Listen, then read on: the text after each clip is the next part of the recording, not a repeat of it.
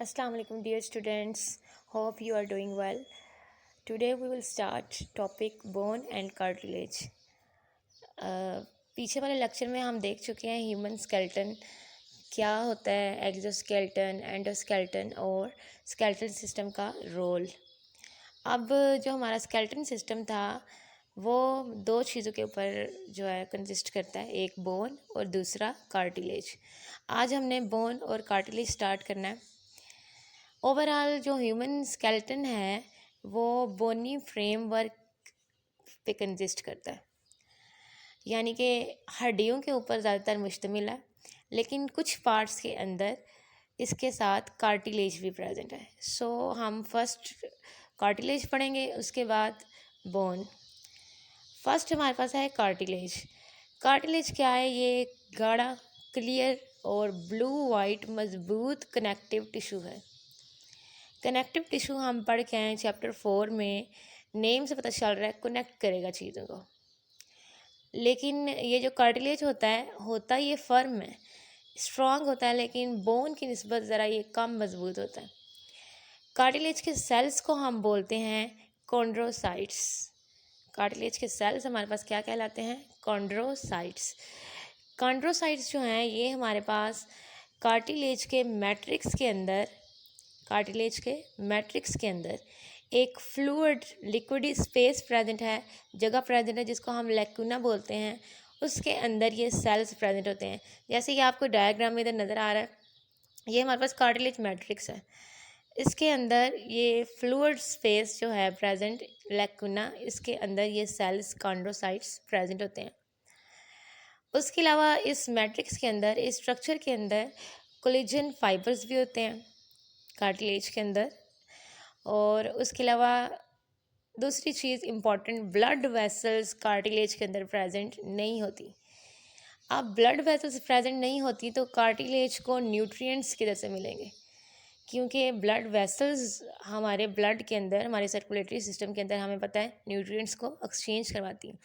Cartilage के अंदर blood vessels नहीं है, तो इनके अंदर क्या होता है? इनके अंदर एक स्पेशल टाइप का इनके इर्द गिर्द एक कनेक्टिव टिश्यू होता है, जिसका फंक्शन क्या है, उसके ज़रिए इनके अंदर न्यूट्रिएंट्स डिफ्यूज़ करते हैं in place of blood cells. Okay, next हमारे पास इसकी टाइप्स हैं। कार्टिलेज की 3 टाइप्स होती हैं। First hyaline cartilage, next elastic cartilage और थर्ड फाइब्रस कार्टिलेज। अब इन तीनों कार्टिलेज के अंदर क्या डिफरेंस है, क्या स्पेशलिटी है, जिसकी वजह से हमने कार्टिलेज को 3 टाइप्स के अंदर डिवाइड कर दिए। फर्स्ट, सबसे पहले हमारे पास आ रहा है हाइलीन कार्टिलेज।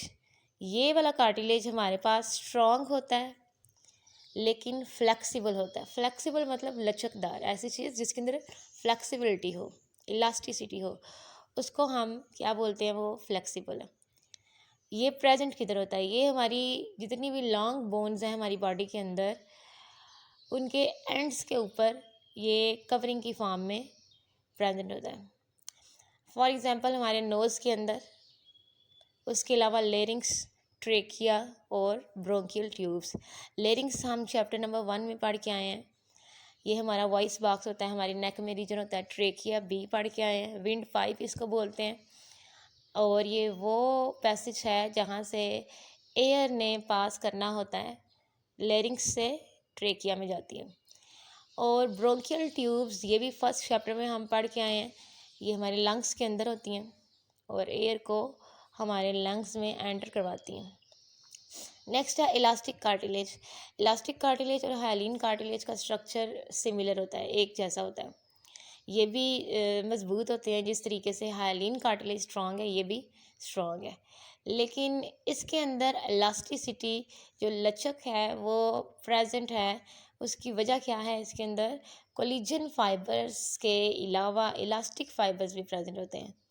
कोलिजन फाइबर्स और इलास्टिक फाइबर्स, ये जो फाइबर्स हमारे पास प्रेजेंट है, इलास्टिक फाइबर्स का फंक्शन ये है कि इन्होंने लचक यानी इलास्टिसिटी देनी होती है, और कोलिजन फाइबर्स ये क्या करते हैं? इनका फंक्शन ये है, इन्होंने स्ट्रेंथ देनी होती है किसी भी कार्टिलेज को, जिसकी वजह से दोनों के प्रेजेंट होने की वजह से elastic cartilage at the same time strong भी है, लेकिन इसके अंदर इलास्टिसिटी भी है। ये कहाँ पाया जाता है? एपिग्लोटस और पिन्ना में। नेक्स्ट है हमारे पास fibrous cartilage. Fibrous cartilage tough होता है, मजबूत होता है और फ्लेक्सिबिलिटी इसके अंदर बहुत कम होती है। उसकी वजह ये है कि इसके अंदर हाइलीन कार्टिलेज और इलास्टिक कार्टिलेज की निस्बत काफ़ी ज़्यादा तादाद में थिक कोलिजन फाइबर्स प्रेजेंट होते हैं निटेड फॉर्म में। निटेड फॉर्म मतलब बुनी हुई चीज़ को हम बोलते हैं निटेड। ये किधर पाया जाता है? इंटरवर्टिब्रल डिस्क में। जैसे कि ये देख सकते हैं आप, सबसे पहले ये आपको नज़र आ रहा है एपिग्लॉटस के अंदर कार्टिलेज, लेरिंग्स के अंदर कार्टिलेज और उसके अलावा ट्रेकिया के अंदर कार्टिलेज। ये एपिग्लॉटस के अंदर जो कार्टिलेज प्रेजेंट है ये इलास्टिक कार्टिलेज है।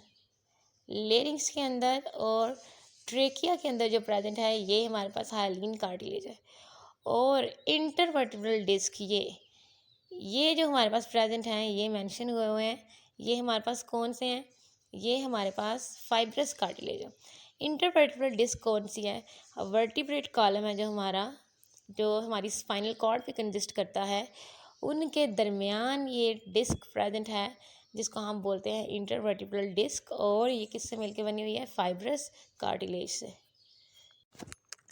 नेक्स्ट हमारे पास ह्यूमन स्केलेटन सिस्टम का सेकंड पार्ट है बोन, यानी कि हड्डी। बोन हमारे अंदर कनेक्टिव टिश्यू, एक हार्डेस्ट कनेक्टिव टिश्यू है और ये ना सिर्फ हरकत करवाती हैं बल्कि सहारा देती हैं। उसके अलावा ये हमारे बॉडी के मुख्तलिफ पार्ट्स को प्रोटेक्ट भी करती हैं। मज़ीद फंक्शन हमारी बोन्स का क्या है? हमारी बोन्स रेड और वाइट ब्लड सेल्स भी प्रोड्यूस कर सकती हैं और मिनरल्स को अपने अंदर स्टोर कर सकती हैं। बेबीज़ के अंदर 300 सॉफ्ट बोन्स प्रेजेंट होती हैं। बोन्स क्या होती हैं? सॉफ्ट, और नंबर कितना है उनका? 300। लेकिन लेटर क्या होता है, कुछ बोन्स आपस में फ्यूज़ करती हैं और फिर जब एडल्ट स्केलेटन बनता है उस एडल्ट स्केलेटन के अंदर 300 से 206 बोन्स रह जाती हैं और वो 206 बोन्स हार्ड बोन्स होती हैं। अब हम बोन्स की लेयर्स देखेंगे, कितनी टाइप की इसकी लेयर्स होती हैं। 2 हमारे पास इसकी लेयर्स हैं। फर्स्ट को बोलते हैं compact bone, next spongy bone. जो हमारी बोन का सख्त सख्त लेयर प्रेजेंट होती है उसको, आउटर लेयर को हम क्या बोलते हैं? Compact bone. और जो इंटीरियर है बोन का वो होता है सॉफ्ट और पोरस। पोरस मीन्स मसामदार, हम इसको उर्दू में ट्रांसलेट करते हैं। इसको इंटीरियर पार्ट ऑफ बोन को हम बोलते हैं स्पॉन्जी बोन। स्पॉन्जी बोन के अंदर हमारे पास 2 थिंग्स हैं। First blood vessels, next bone marrow. Bone marrow हमारी बोन के अंदर इंटीरियर में वो पार्ट है जिसका काम क्या है? इसने immune cells, red blood cells, white blood cells और प्लेटलेट्स जनरेट करने होते हैं।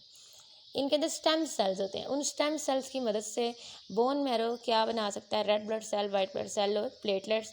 और हम ऑलरेडी 9th क्लास में इन तीनों टाइप ऑफ सेल्स के फंक्शन देख चुके हैं कि इनके क्या क्या फंक्शन हैं।